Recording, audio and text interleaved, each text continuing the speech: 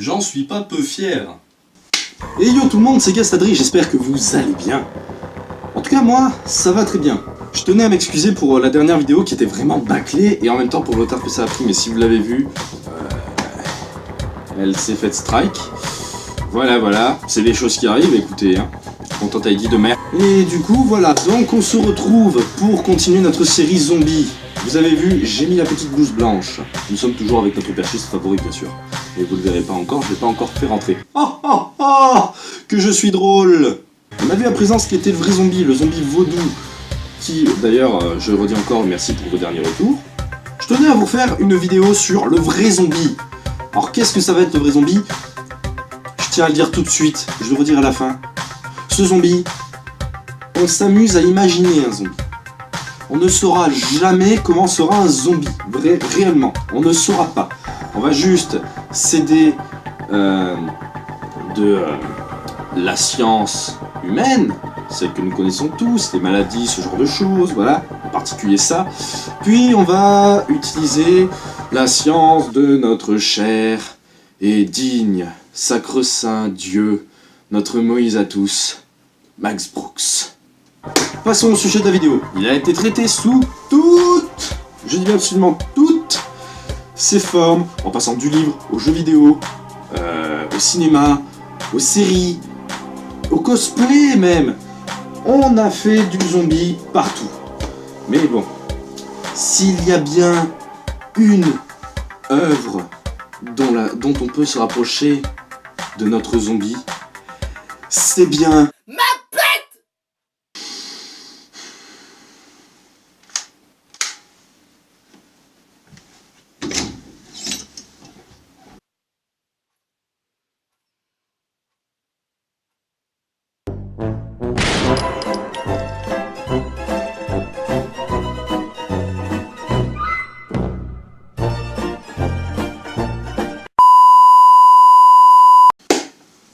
Voilà, donc, bah écoutez, après ce petit contretemps, revenons-en à nos moutons.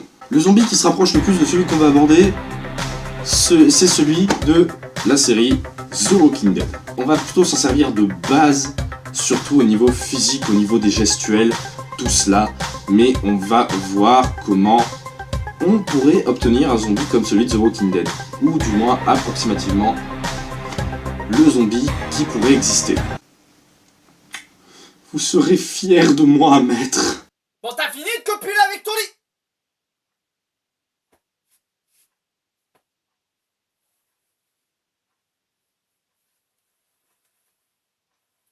Oh putain! Oh, je suis pas mort! Ben non, du con, c'est moi le rédacteur en chef, je te fais venir et sortir quand je veux. Oh! Son origine. On ne connaîtra pas son origine, du moins, on sait qu'il pourra être, en tout cas, d'origine humaine, et dans ce cas-là, à des fins, potentiellement ce serait à des fins militaires, ou d'origine naturelle. Pourquoi j'ai dit d'origine humaine? On va tout de suite voir pourquoi.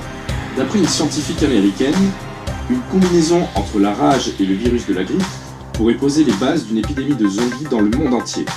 On ne va pas parler de la grippe, si vous voulez, dans cette base-là, hormis que ce virus servira uniquement à la propagation de notre virus zombie, tout simplement. Mais rappelons un peu ce qu'est la rage. La rage est un virus qui rend violent et qui est transmis par morsure.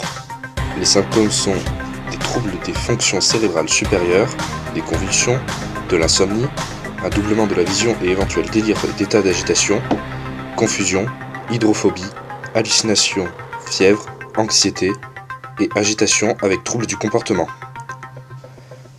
Après infection, la mort survient quasiment inévitablement 2 à 10 jours après la morsure. Ça voudrait dire quoi? Qu'il faudra attendre une dizaine de jours en étant planqué que tous les zombies meurent et dès qu'on sort on est tout seul? Détrompez-vous, on va imaginer le pire des scénarios. Alors comment le zombie survivrait-il? C'est ce qu'on verra dans la suite de la vidéo, vous en faites pas. Cet exemple nous permettrait déjà de voir à quoi ressemblerait une épidémie zombie si elle devait se déclarer dans le monde. Passons maintenant au fonctionnement de celui-ci. Pourquoi je fais ça? Je sais pas.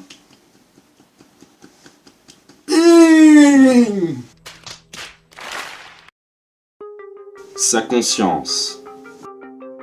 Un zombie n'a pas vraiment de conscience, mais on va fouiller dans son cerveau pour vous en dire un peu plus. Une fois la victime morte, le virus prend possession de son cerveau, mais il va cibler des zones bien précises. Le virus va réactiver la zone sensorielle du goût, de l'audition et de l'odorat, l'aire motrice, la vision et le cervelet. Une fois tous ces sens réactivés, le zombie peut faire bouger le corps à sa guise. Néanmoins, tout n'est pas en bon état. Du moins, assez pour que le zombie vive entre guillemets. Il ne pourra plus parler et va juste geindre. Il n'aura plus conscience de qui il est et se contentera uniquement de chasser par instinct de survie. C'est d'ailleurs le seul qu'il possédera. Le virus va donc considérer les zones telles que la conscience, la parole et le toucher inutiles. Donc, ça veut dire qu'ils se souviennent de rien. Qu'il n'y a pas de mémoire. Disons qu'avec ce que je viens de dire... Ouais, c'est ça. Oh merde. Il s'est transformé en prêtre pédophile. Allez, les enfants de cœur. Venez près de votre prêtre préféré. Non, Geoffrey. Geoffrey, non, s'il te plaît. Geoffrey, non. Non, Geoffrey, laisse les enfants de cœur tranquilles. Non. Non.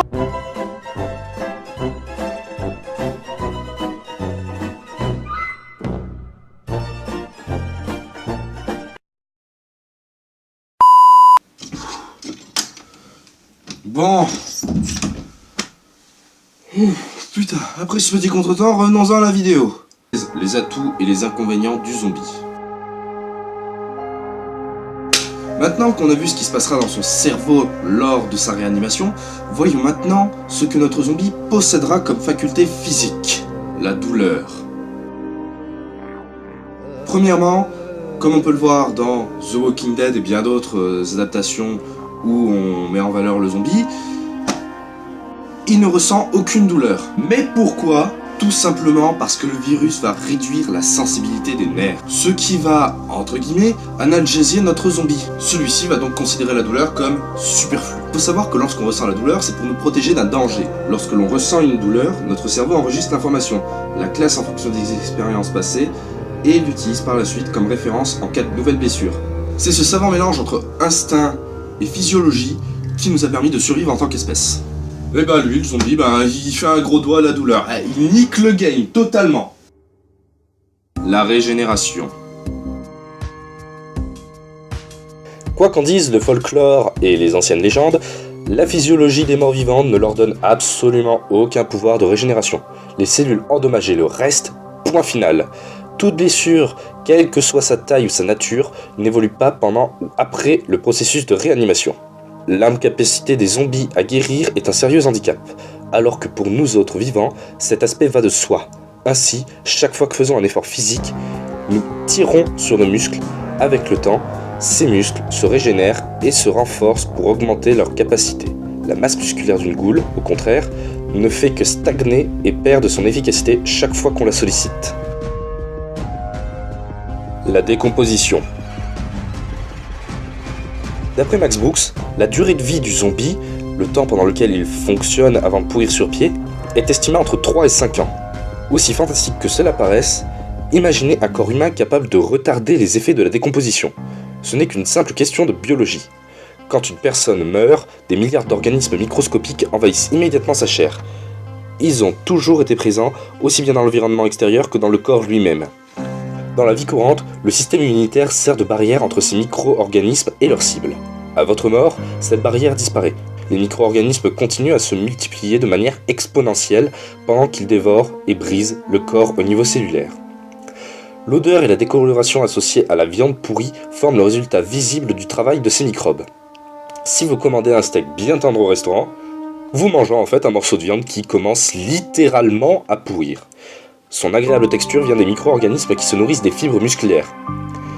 Si vous menez le processus à son terme, ce steak connaîtra exactement le même sort qu'un cadavre et finira par disparaître complètement, ne laissant derrière lui que des éléments durs ou sans intérêt nutritionnel pour les microbes, os, dents, ongles et cheveux.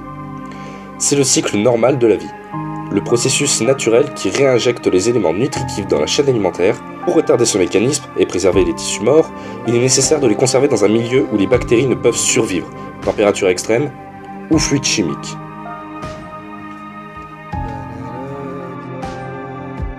La respiration. Les poumons des morts vivants fonctionnent normalement au sens où l'air est aspiré puis expiré du corps. C'est ce qui permet aux zombies de gémir. Par contre, l'extraction de l'oxygène et l'évacuation du dioxyde de carbone cessent de se produire. Le virus rendant obsolète cette nécessité physiologique, c'est tout le système respiratoire humain qui perd son sens après la réanimation de la goule. Cela explique pourquoi un zombie peut marcher sous l'eau ou survivre dans un environnement habituellement mortel pour toute personne saine. Comme on l'a vu plus haut, leur cerveau ne dépend pas de l'oxygène. Comme j'ai perdu le fichier, je vais vous mettre une belle voix de robot car merde je ne veux pas m'enregistrer, j'ai la flemme. Donc c'est parti. La transmission. Comme notre virus est basé sur une combinaison de maladies incluant la rage, nous nous limiterons à la transmission par morsure. Comme le virus se trouve dans la salive, le virus maintiendra les glandes salivaires actives pour transmettre la maladie. Ce n'est que si un zombie est taché de sang contaminé sur les mains qu'il faut faire très attention car des griffures de celui-ci peuvent transmettre le virus.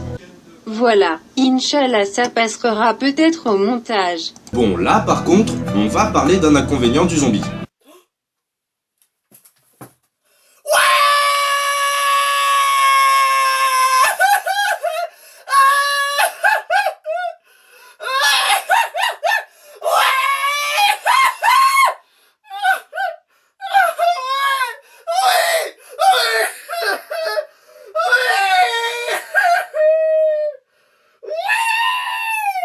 Bah, qu'est-ce qui t'arrive, vieux? Enfin,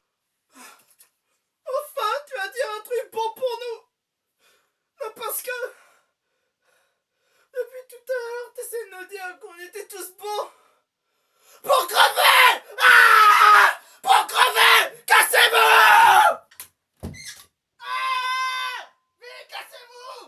Appelez Carglass! Vite! Appelez-les! Et dites que l'échappée enfin conquérir le monde! Vite! On va tous crever!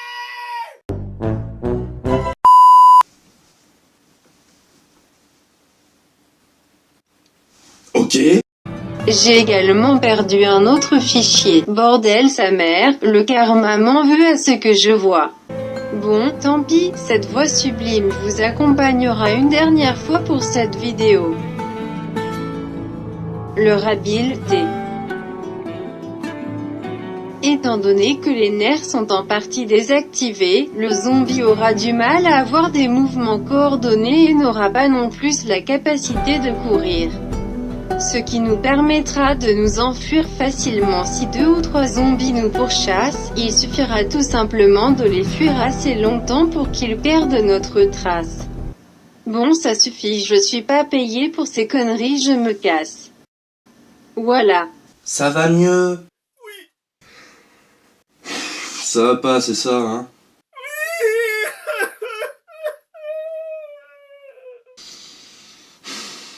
T'auras une augmentation de salaire pour la prochaine vidéo.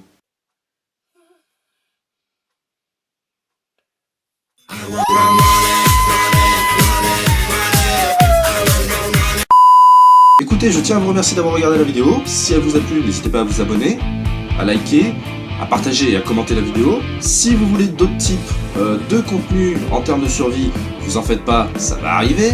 Mais si vous en voulez un en particulier, mettez-le moi dans les commentaires. Autre que du zombie si jamais. Autre que du zombie. Je tiens également à vous remercier pour les retours de la dernière vidéo zombie. Non, pas celle-là, l'autre. Putain mais... Ah, là c'est mieux déjà. Non, très franchement, je vous remercie beaucoup. Puis écoutez, qu'est-ce que j'ai à vous dire? Rien de plus, voilà, comme à chaque fois. Si, en vrai, il y a bien quelque chose que je dois vous dire. Comme vous pouvez le voir, j'ai affiché ici un dessin depuis que je n'ai pas repris le dessin sur la chaîne. Je me suis quand même mis à faire du dessin pour moi. Donc ceci sont de magnifiques roses, comme vous pouvez le voir. Il y a encore un peu de travail à faire, mais le coup de main y est. Je sais que vous pensez tous à ça dans votre tête. C'est pour ça que je vous fais. Et puis qu'est-ce que je peux vous dire d'autre? À chaque vidéo zombie, de toute façon, vous aurez derrière moi un ajout d'un nouveau dessin, ça me fera un décor. Au départ, je voulais faire un décor ici, là, mais finalement, je me suis dit... C'est nul à chier, en fait. Je tenais également à vous dire que le gaming va bientôt reprendre. J'ai commencé à tourner la série de... le let's play, pardon. Je vais y arriver. Le let's play de Vengeance the Hit Machine. Mais bon, comme j'ai pas tout le matériel, non, c'est pas sur PC que je l'ai sur Nintendo Switch. Malheureusement, j'ai pas d'Avermedia et j'ai trouvé la meilleure solution niveau qualité que j'ai pu trouver. C'est le vieux truc d'écran télé, caméra. Et ça fait des débuts de Diablo X9. Voilà. Écoutez, très franchement, j'ai pas les moyens de m'acheter un Avermedia pour le moment. Je préfère m'acheter un bon PC pour le montage et pour le jeu également, pour le reprendre de plein gré, on va dire. Et puis, qu'est-ce que je veux vous dire? Le gaming sera sur mobile, après, si vous voulez vraiment de la bonne qualité. Et je compte en let's play mobile, ou plutôt en découverte, du moins en découverte pour vous. Vous direz si vous voulez plus de vidéos de ce jeu. Ce sera le jeu Day Air Survival. Day Air Survival, en tout cas c'est Day Air, voilà, me faites pas chier. Et bien sûr, je tiens, ce n'est pas un placement de produit, attention, ce n'est pas un placement de produit, il n'y a pas de sponsor ou autre, mais voilà, j'aime bien ce jeu, même si j'y joue plus depuis, voilà, malheureusement, tristesse. Dans tous les cas, je tiens à vous dire surtout une chose, ou du moins, quelque chose que vous aimeriez dans ce jeu, c'est qu'il se passe dans notre pays, la Sainte Mère Russie.